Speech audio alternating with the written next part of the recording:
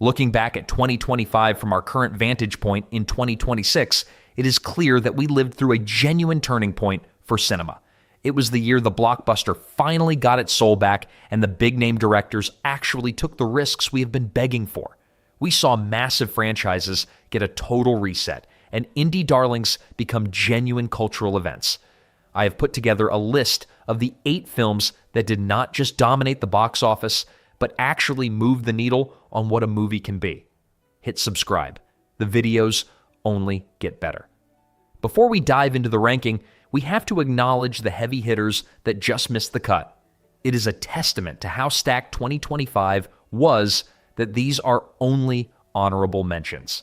First, there is Weapons, Zach Cregger's sprawling multi-story horror epic that proved the Barbarian director was not a one-hit wonder.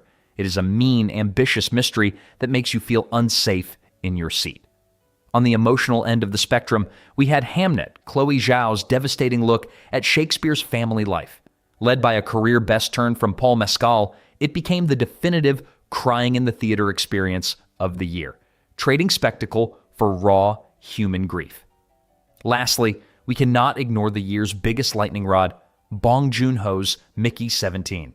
Whether you viewed this Robert Pattinson-led sci-fi as a satirical masterpiece or a tonal mess, it was the one movie everyone had an opinion on. It is cynical, weird, and exactly the kind of big swing that made 2025 such a fascinating year for cinema.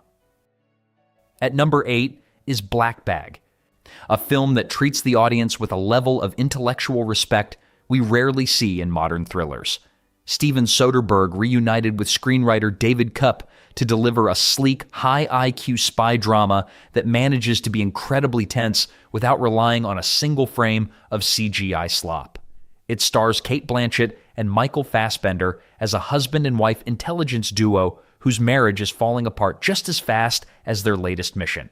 The story centers on a suspected mole within their agency, and because they are both professional liars, the hunt for the turncoat becomes a terrifying game of marital trust.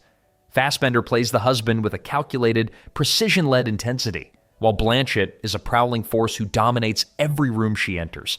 It feels like a throwback to the sophisticated movie star cinema of the 70s, where the stakes were personal and the solutions were never easy. It is a smart, sexy, and incredibly confident piece of filmmaking that earned its near-perfect critical score by being better written than anything else in the genre. Number 7 represents a massive win for the animation world that managed to cross over into the mainstream in a way few saw coming. This film took the fan-favorite Bomb Girl segment of the manga and turned it into a visually stunning, tragic romance that dominated the cultural conversation for months. Even if you are not a die-hard anime fan, the sheer quality of the animation was impossible to ignore. The film balances a quiet coming-of-age courtship between the protagonist Denji and a mysterious girl named Rize with some of the most explosive and inventive action sequences ever put to film. The direction uses a blend of stylized visuals that feel like a high-octane fever dream.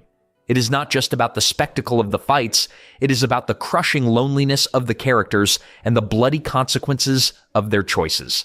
It proved that animation can have just as much heart and complexity as any live-action blockbuster, outperforming almost everything else on the charts during its release window.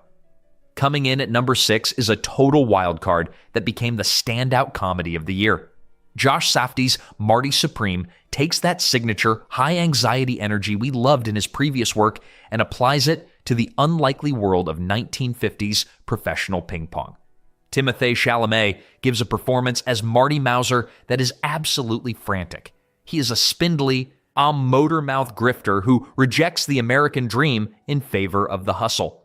The film follows his journey from New York shoe shops to the championship at Wembley, obsessively chasing success while his life collapses around him. Gwyneth Paltrow came out of retirement to play a retired movie star who serves as the perfect cool counterweight to Chalamet's live-wire narcissism. Safdie has a gift for making you feel the frantic pulse of the city, and this movie is an electric character study that never lets up. It is a screwball nightmare that finds more drama in a table tennis match than most directors find in a war zone. At number 5 is the kind of sequel that should not work, but ended up being one of the most terrifying survival stories of the decade. Danny Boyle and Alex Garland return to the post-apocalyptic world they created over 20 years ago, and they managed to make the rage zombie trope feel urgent and terrifying again.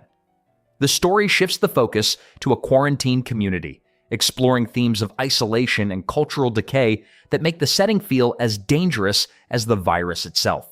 The film succeeded because it introduced a new, evolved hierarchy of the infected that felt genuinely fresh. It avoids all the usual legacy sequel traps by focusing on a story that feels modern and incredibly grounded. Boyle's kinetic direction hasn't lost a step, and the sheer technical craft on display makes this the highest-rated film in the entire franchise. It is a masterclass in how to revive a series with actual purpose and grit. At number 4 is the movie that officially saved the superhero genre from its own cynicism. James Gunn's Superman was the most anticipated reboot of the decade, and it delivered something we haven't seen in years. A hero who is actually unapologetic about being a good person. David Corenswet stepped into the cape and immediately made the role his own, playing a Clark Kent who is desperately trying to balance his humanity with the weight of being a literal god. The story follows Superman as he intervenes in an international conflict that turns out to be a massive psychological trap set by Nicholas Holt's Lex Luthor. Holt plays Luthor not as a cartoon villain, but as a man consumed by a terrifying intellectual envy of someone he can't control. The chemistry between Corenswet and Rachel Brosnahan's Lois Lane provides the emotional heartbeat of the film, making their relationship feel like the only grounded thing in a world full of metahumans and reality-warping portals. It is bright, it is colorful, and it is a complete rejection of the dark and gritty trope that has dominated the box office for too long.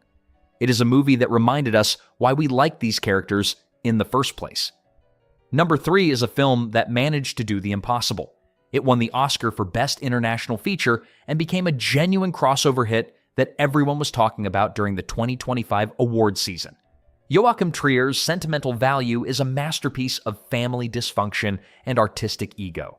Stellan Skarsgård gives a career-defining performance as Gustav, an aging, egomaniacal film director who returns to Norway to reclaim his family home and film a biopic about his own mother. The catch is that he wants his estranged daughter Nora, played by the incredible Renate Reinsve, to star in it. The film explores the emotional vampirism of the creative process, showing how Gustav is willing to strip his daughter's lives for parts just to fuel his own comeback. It manages to be a biting, hilarious satire of the film industry while also being a devastating look at generational trauma and the things we inherit from our parents. The dialogue is sharp, the wintry Oslo backdrop is hauntingly beautiful, and the final act delivers an emotional punch that few films in 2025 could match. It is a mature, complex, and deeply human piece of work. On at number 2 is the film that proved Ryan Coogler is the most exciting director working in Hollywood today. Sinners is a sweaty, blood-soaked vampire thriller set in the Jim Crow South that feels like a classic from the moment it starts. Michael B. Jordan pulls off a massive technical feat by playing twin brothers Smoke and Stack, who return to their hometown only to find it being hunted by an ancient, predatory force. Coogler uses the vampire mythos as a visceral metaphor for colonization and trauma, with Jack O'Connell giving a terrifying performance as a colonizer vampire who treats the town like a buffet.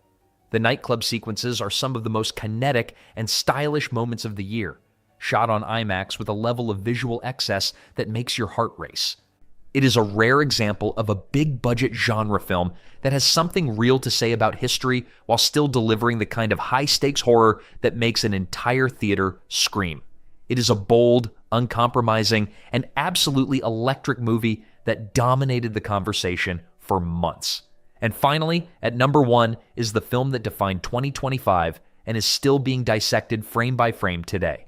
Paul Thomas Anderson's One Battle After Another is a sprawling, chaotic, and breathtaking adaptation of the Thomas Pynchon novel Vineland that felt like it was beamed in from a better version of reality.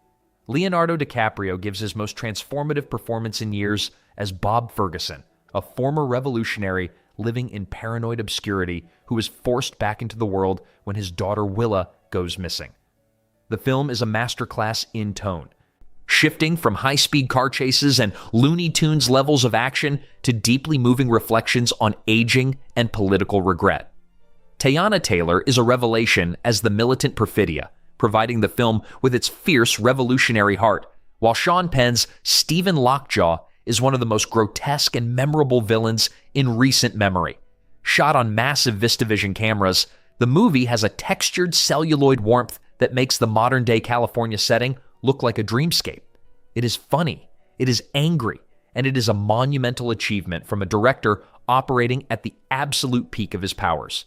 It was the film-going event of the year, and it is the undisputed number one on this list. That is the top 8. The films that made 2025 a year that we will be talking about for the next decade. From the hopeful return of the Man of Steel to the revolutionary chaos of Paul Thomas Anderson, these are the stories that reminded us why cinema still matters in a world of endless streaming noise. They took risks, they broke rules, and they gave us performances that are already being called iconic. But I want to know what you think. Did the right movie take the number one spot? Or did I leave out the one film that actually defined 2025? Drop your own rankings in the comments. I'm always looking to see what I might have missed. If you enjoyed this video, hit that thumbs up button. It helps the channel grow. And if you really love movies like me, hit subscribe.